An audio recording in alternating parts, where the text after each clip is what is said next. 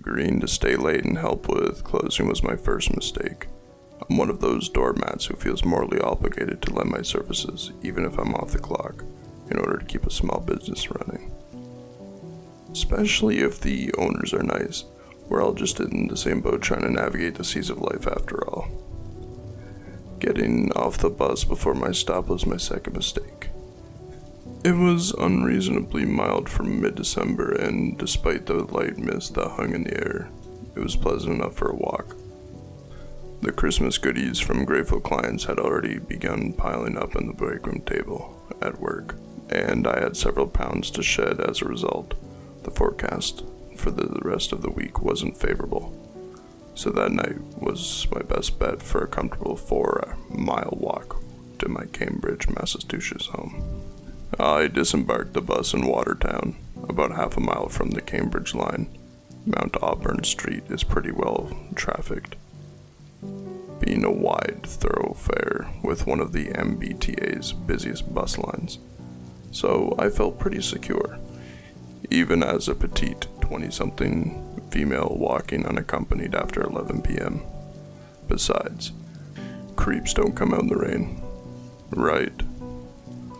Mistake number 3 was putting my earbuds in, something that my mom had told me time and time again never to do when walking after dark or even at dusk.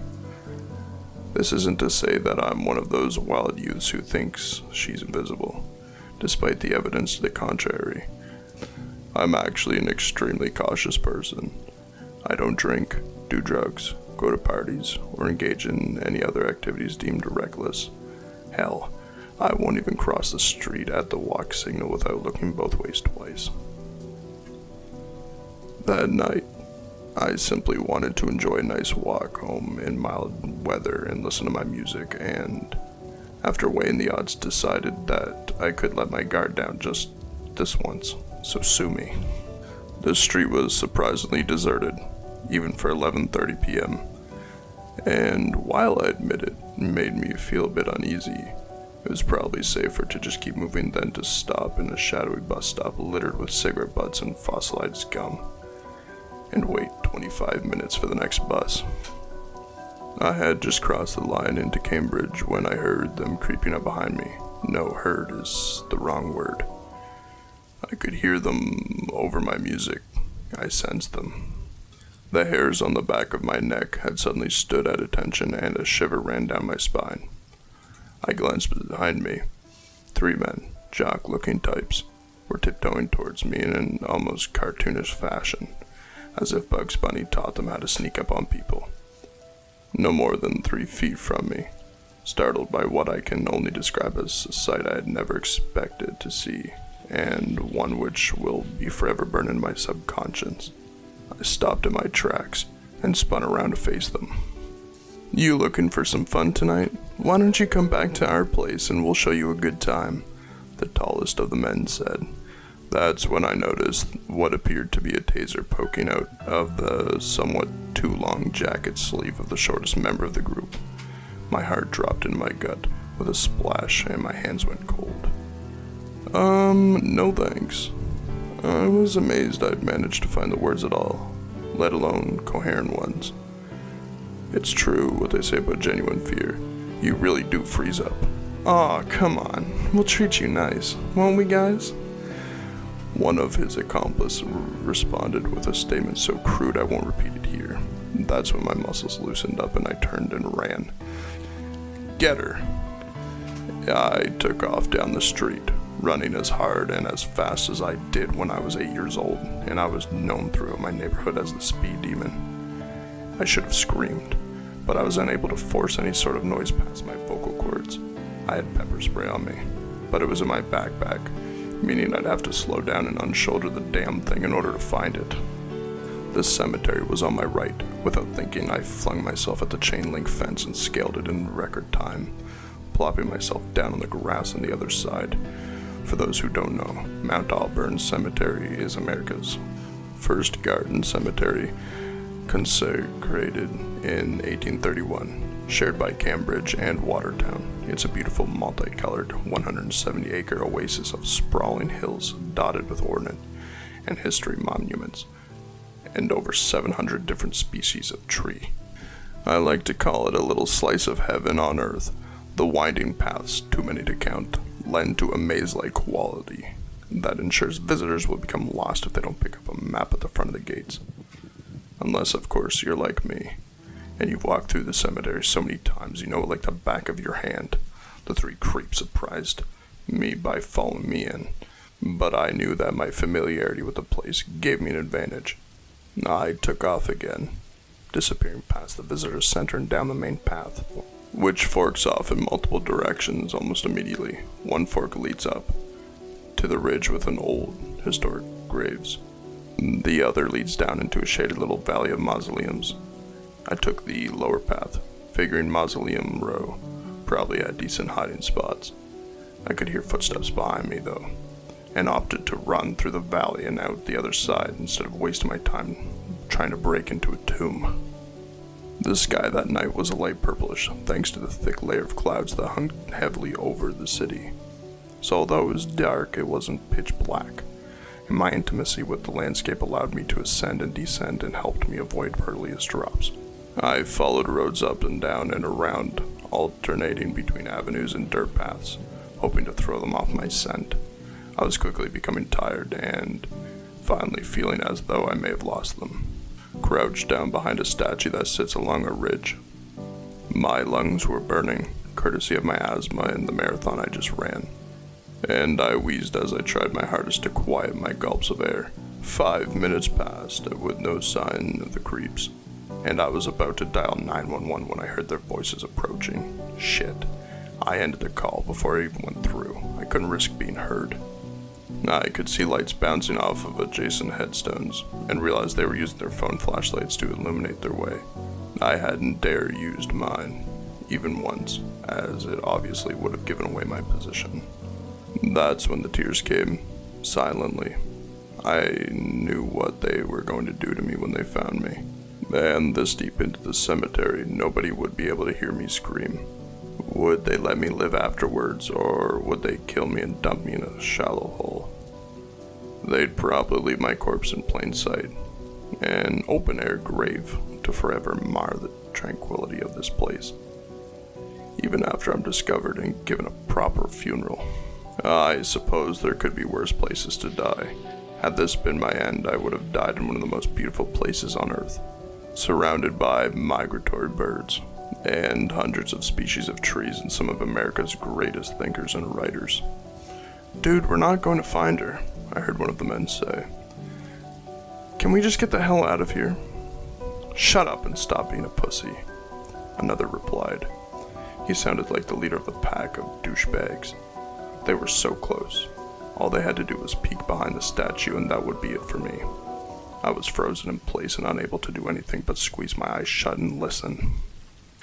"I give up, man. She's not worth it," said the third. "What the? Guys, the statue just fucking grinned at me." I said shut up. "Alex." "I'm serious. Chad. I'm not. It just did it again. Look. The statue's not fucking grinning. It's a statue. Guys, I have a lit paper due tomorrow. If I don't get it on time, I could flunk out. Brian, your parents donate like $100,000 to the school every year. Nobody's gonna flunk you. If you two don't shut up, we're never gonna find her, and you're never gonna get into the frat. Alex, let's split up." "Man, fuck this. I don't care about getting into the frat. Let's just go." "You know how pissed Dad would be if he heard you say that, right?" My feet were becoming painful and hot due to the awkward position I was in, and I didn't know how much longer I could stand it. I took a chance and shifted, slowly putting one foot out from under me and resting on the grass. "Read my lips. Chad? I said I don't... What was that? Shit. You heard something? Behind that statue. Shit. I was done for. I contemplated tucking and rolling down the hill I was literally perched on the top of. But that would have easily led to a collision with a piece of granite. "She's right here." I whirled around and squinted as a cell phone flashlight was shone into my eyes. I blinked and saw dark spots beneath my eyelids, combined with my fear, my belly empty, and my lungs not operating at 100%, it was quite disorientating. A large hand grabbed for me and I put my arms up in a weak attempt at self-defense, but the hand withdrew when a shout sounded from the darkness behind him. Hey, not fucking funny, man. What? Whoever has their goddamn hands over my eyes. Dude, we're both over here, nobody has their hands over your eyes. Asshole, I can literally feel a pair of hands on my face. Get off. Alex, calm down and stop. Damn it, stop twirling around, nobody's touching you. Bullshit, it's Brian, isn't it? I told you we shouldn't have brought him. I'm over here, bruh. I'm not touching you. Now, this would have been the perfect opportunity to run while the three stooges were occupied. But all I could do in my scared, stiff state was to simply fall back into the shadows of my hiding spot and listen to the commotion. Within 30 seconds, it died down, and I assumed the one named Alex had regained his composure, because I heard the ringleader say, "See, man, I told you we were over here." Well, something screwy is going on here, because I tell you somebody had their hands over my eyes. The annoying little undergrad spat out. Now, can we please just leave? Wait, did you see that? What? The statue. I think it just blinked at me. If you're trying to scare me, Brian, you may as well just give up, because it's not going to work. No. I'm serious, Alex. Shit. It did just blink. Alright, that's enough for me. I'm out of here. Where's that heat coming from? Don't know, don't care. Chad, you guys coming? The statue's getting hot. Put your hand here. That was a strange thing to say. I was leaning directly against the statue and felt no heat emanating from it. My face feels like it's on fire. Brian, get that fucking flashlight out of my eyes. Dude, I'm checking your stupid face. Whoa. Whoa, what? You got, like, burns over your eyes, man. Fucking perfect. Hey, Chad. He called over to his tall accomplice. Are you done fondling that statue, or are you ready to get the hell out of here? Wait, where'd he go? Chad? I heard 2 pairs of sneakers shuffling about on the pavement and various muttered words of bemusement as the 2 idiots looked for their friend. Then, what in the hell? How did he get up there? What the fuck is going on? Is he alive? His position isn't normal, that's for sure. The smaller one then let out a yelp, as if it was a puppy who got his toe stepped on. My face, man, it's on fire. It's not on fire, bro, just calm down. Well, it's burning. It feels white hot.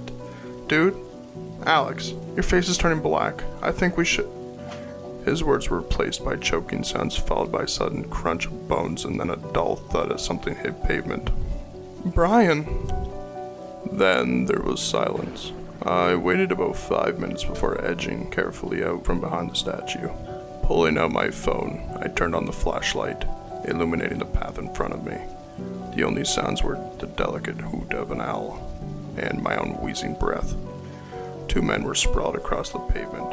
One was obviously dead, his neck broken, almost elongated, coordinated, as if it had been gripped by tremendously strong fingers. His eyes were open and the whites of them had turned pink, spider-webbed with red blood vessels. The shorter one lay on his back. Tufts of hair, large fistfuls, were missing from his head and being blown around by the gentle breeze until the mist dampened them enough to stick them to the ground. I shone my flashlight on his face. Covering his eyes were the blackened, charred imprints of 2 hands. Tiny wisps of smoke rose from them, like the final exhalations of an extinguished match.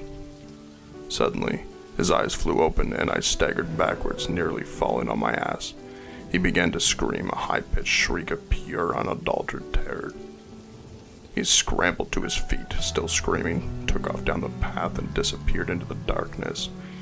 It would have been almost comical under other circumstances. The third guy, the tall one, was nowhere in sight, and I wasn't about to stick around to find out what happened to him. Heart pounding against my ribcage and tears again brimming in my eyes, I walked quickly down the path towards the front gate.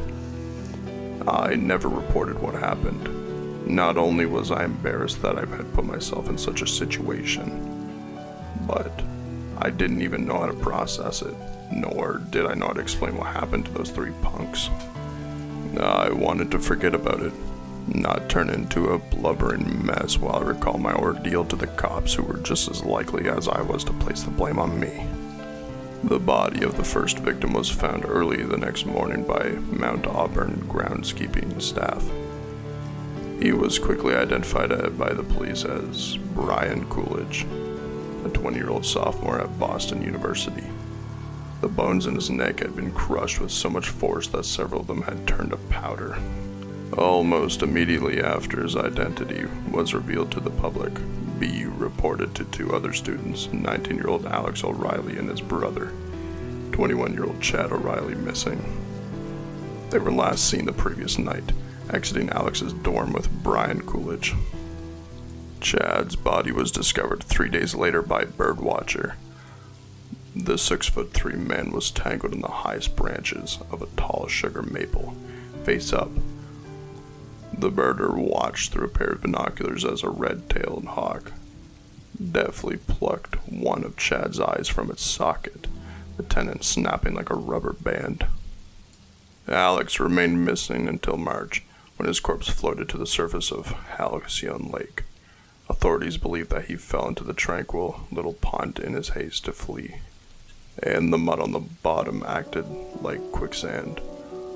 Shortly after, the region went into a deep freeze, causing the surface of the lake to ice over. The temperatures warmed up enough in March to thaw the ice and allowed Alex's adipocre-covered body float to the top. And me. I haven't uttered a single word about what happened to me that night. I returned to Mount Auburn that summer, when the trees were full and the place was beautiful again.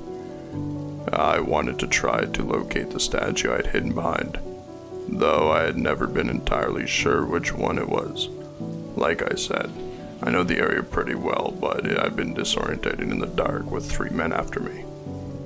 I retraced my steps and eventually found it. It's on a ridge not far from the Washington Tower. It's called the Chickening Monument, and it features an angel lifting the veil from a kneeling woman's face. The angel happens to be none other than the Angel of Death.